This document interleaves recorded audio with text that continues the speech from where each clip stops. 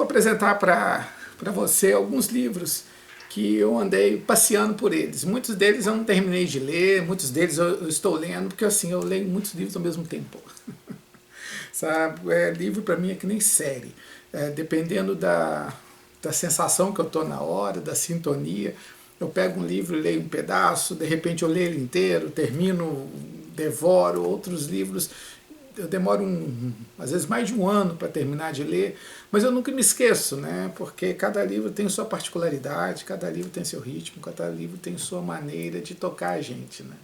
Então eu gostaria de apresentar para vocês, tem um tempo que eu não apareço aqui, acho que tem uns 6 meses que eu não gravo nada para cá, não por falta de vontade, né? Que essa interlocução eu acho muito legal, mas é falta de tempo, né? Porque para parar, gravar, editar, e eu andei muito ocupado. Quem mexe na pós-graduação no Brasil sabe de um negócio chamado Relatório Sucupira. E eu fiquei como coordenador do programa de pós-graduação em educação da minha universidade. Eu fiquei responsável, né? Teve uma equipe toda trabalhando junto nesse Relatório Sucupira, mas eu fiquei responsável por fechamento desse relatório, né? E são 4 anos de atividades do programa, né? Além das minhas atividades também como professor da universidade, psicólogo, então foram 6 meses bastante movimentados. E minhas leituras também acabaram sendo bastante movimentadas, muito soltas, né? Como eu falei, eu pulei de um lado por outro, né? Mas eu gostaria de dar algumas sugestões. Eu vou dividir esse vídeo em pedacinhos, né? Não vou falar todas aqui, senão vai ficar muito grande. Mas algumas sugestões por onde eu passei, né? Que eu achei que livros muito legais, né? Lógico que estilo, gosto, cada um tem um, né? Mas como eu gosto de encontrar pessoas sugerindo livros, né? Que fazem sintonia com o meu gosto, às vezes os livros que eu vou sugerir aqui fazem sintonia com o seu gosto. E aí eu já fico muito feliz por poder dar essa contribuição, né? Um livro que eu li inteiro, né, nesse período foi do Mário Vargas Llosa, Tia Júlia e o Escrevinhador. A edição que eu tenho de Tia Júlia e o Escrevinhador é da coleção da Folha, Literatura Ibero-Americana. Capa dura, páginas amarelas, sabe? Uma edição boa de se ler. E aqui eu gostei muito desse livro, né? Porque Vargas Llosa, né? Vargas Llosa é um escritor peruano, foi prêmio Nobel de Literatura. Politicamente ele é bastante polêmico, né? Foi até candidato a presidente do Peru. E aqui ele conta a história da relação dele com a tia Júlia, sabe? Tem muita questão autobiográfica aqui, que Vargas Llosa, ele, quando era adolescente, né, ele casou com a tia dele. A tia não, com a irmã da tia, né, que era a Júlia. Né? Tem até um outro livro, né, que a tia Júlia responde a Vargas Llosa, contando o que Vargas Llosa não contou do relacionamento deles. Então aqui interessante que tem histórias dentro da história. Né? Então Vargas Llosa é um mestre da arte da escrita, e aqui o fator autobiográfico nesse livro também é um chamativo muito interessante, e ele é um autor muito rico para se conhecer. Né? Eu demorei muito para conhecer Vargas Llosa, eu fui conhecê-lo muito recentemente, quando eu li As Travessuras da Menina Má. Muita gente odeia esse livro, eu adorei demais esse livro. Sabe? E ali você vê a qualidade da escrita de Llosa. Né? Outro livro que eu passei, como eu falei, eu sou bastante eclético, né? Seja nos livros, seja na música. Na música eu gosto de Kelly Key e Iron Maiden, né? Nos livros também. Eu estava lendo recentemente esse aqui, Projeção do Corpo Astral. Né? Essas discussões de projeção da consciência, né? Não sei se você já teve alguma experiência nesse sentido. Algumas pessoas têm, relatam, outras acham que é uma grande bobeira. E eu sou muito curioso por tudo, né? Então eu estava lendo esse livro, um livro antigo que eu tenho aqui. Originalmente ele foi publicado, se não me engano, em 1929. Essa edição não é de 29. Essa edição aqui é de década de 70, por aí. Eu mesmo comprei esse livro em 24 de 12 de 1999, né? Tem muito tempo. E aí esse livro sobre projeção do corpo astral é um dos livros mais assim honestos que eu vi falando sobre o tema. Que o cara, ele fala assim, ó, isso aí eu nunca vi não, isso aí eu não conheço, isso daqui... Ele tenta desmistificar a própria experiência que ele tem no sentido de não trazer nada para ser muito fabuloso, sabe? Muito incrível. Ele mesmo, os relatos dele mesmo sobre essa experiência são relatos que ele mesmo coloca as críticas ao que acontece, né? Mas assim, é um livro que eu acho honesto sobre projeção da consciência. A gente tem vários livros sobre isso, e alguns livros eu acho muito fantasiosos, sabe? A pessoa conta umas histórias que a gente olha assim, não, assim, tudo bem.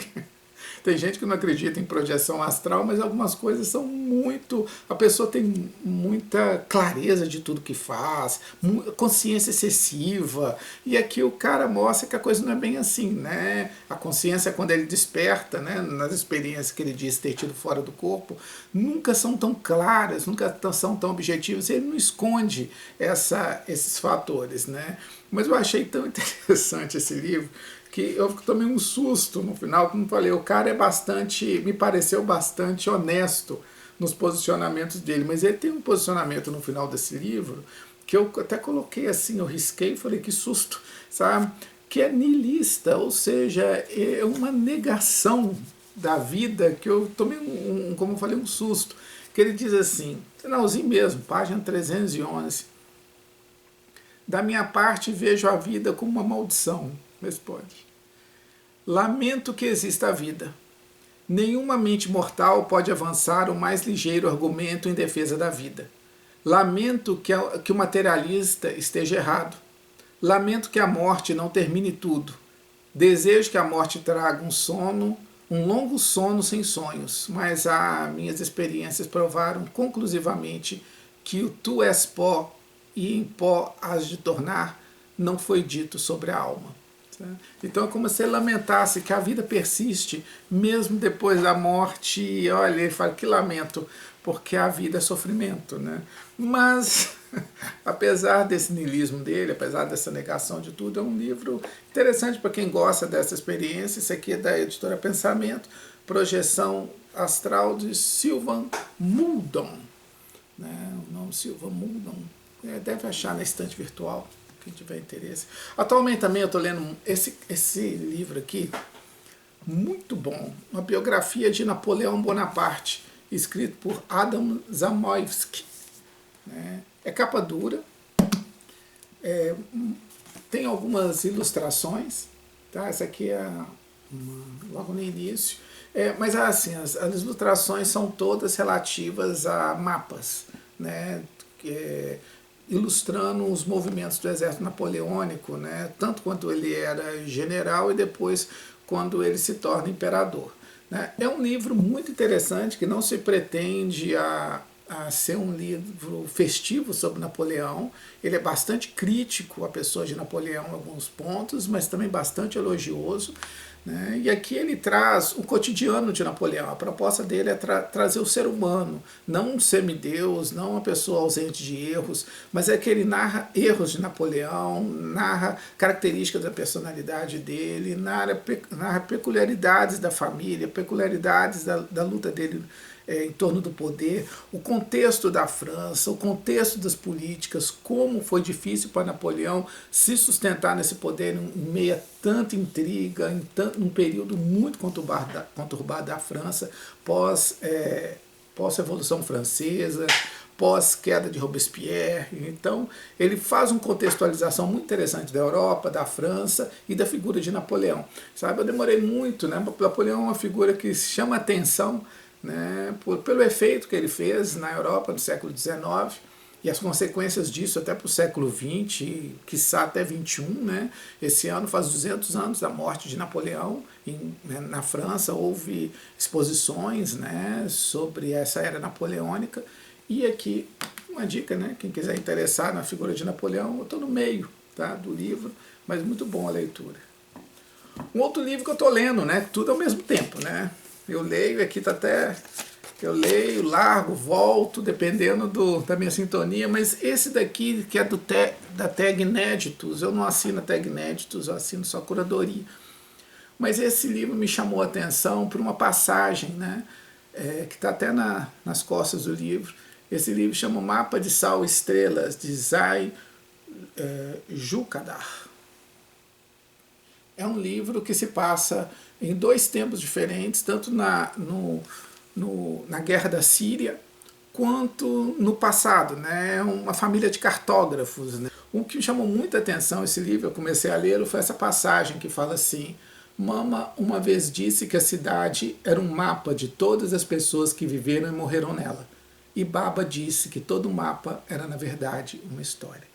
Né? Então é questão de toda cartografia, conta uma trajetória, conta uma história, conta um trajeto. Né?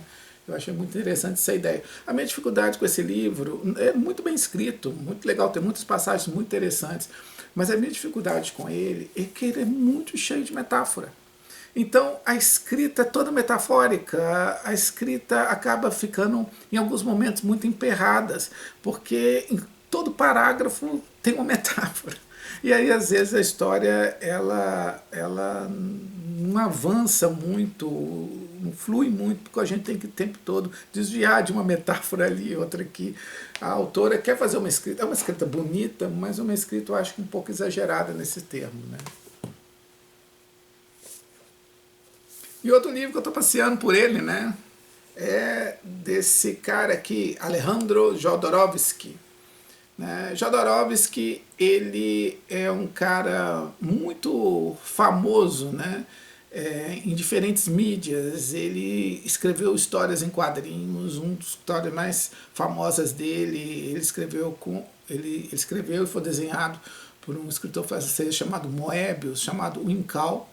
Né? Mas Jodorowsky também ele se aventurou no cinema, ele aventurou no teatro, ele aventurou nos livros, ele tem uma orientação terapêutica chamada psicomagia, né? Ele tem um livro sobre tarô. Então Jodorowsky ele atravessa diferentes perspectivas, e esse livro aqui dele chama Jornada Espiritual de um Mestre, onde ele conta, um dos livros, né, onde ele conta um pouco da trajetória dele em busca de iluminação, né? E diferentes encontros com pessoas que marcaram a vida dele. Né? Então, assim, quem conhece Jodorowsky, né, é um cara muito interessante, muito versátil. Se não me engano, ele está vivo, se não me engano, ele tem mais de 90 anos de idade. Aqui não discrimina a idade dele. Mas, assim, uma mente bastante ativa, bastante intensa e bastante criadora, até os tempos de hoje. Né? Falando em mentes criadoras, ativas, né, eu também estou lendo esse livro aqui de Edgar Morin, Meu Caminho. Entrevistas com a Djanane Caretager, né, pela Bertrand Russell. E Edgar Morin é um pensador francês que ele cunhou uma teoria chamada da complexidade. Né? E Edgar Morin ele é ativo até hoje, um homem super ativo. Ele publicou esse ano, se não me engano, um livro que aprendemos com a pandemia. E ele esse ano também, em 2021, ele fez 100 anos de idade. Né? Então, um homem de 100 anos produzindo até hoje, construindo até hoje, em termos dessa teoria da complexidade dele. Mas ele também dirigiu, ele é escritor, ele é antropólogo, ele é filósofo, ele escreveu vários livros de temáticas diferentes, já dirigiu filmes. E é interessante nesse livro, né, Meu Caminho, que ele conta um pouco da vida dele. E ele é um cara que estava ele participou da resistência francesa, estava ativo no dia que a Paris foi libertada da ocupação alemã, sabe? Então ele atravessou o século XX, um homem que atravessa o século XX, que entra no século XXI com um vigor, com uma potência, com uma capacidade intelectual muito grande. Né? E assim, por fim, por esse vídeo, né? Depois eu continuo na segunda parte, mas eu estou lendo também esse livro aqui, A Menor das Ecologias, de Ana Godoy, que parece que é fruto da tese de doutorado dela, dissertação de mestrado dela, onde ela se usa de autores como Virgílio Deleuze, Félix Guattari, Foucault, Kafka, autores que chamados, alguns autores da filosofia pós-estruturalista, né? Bruno Latour, Leontin, né? Para construir uma noção de que existem ecologias macro, né, essas ecologias mais amplas, e existem ecologias fluidas, né, modos de existir, maneiras de viver, cunhadas no acontecimento, no imprevisto, no acaso, e essa menor das ecologias também são ecologias revolucionárias, né, que falam da vida enquanto invenção, vida como produção, vida como criação.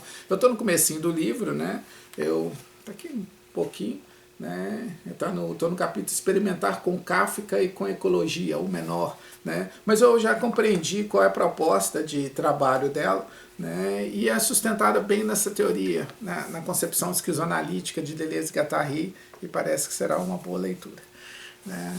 Daqui a pouco eu volto com novas dicas, né? Do que está atravessando minha vida aqui também. Abração para vocês.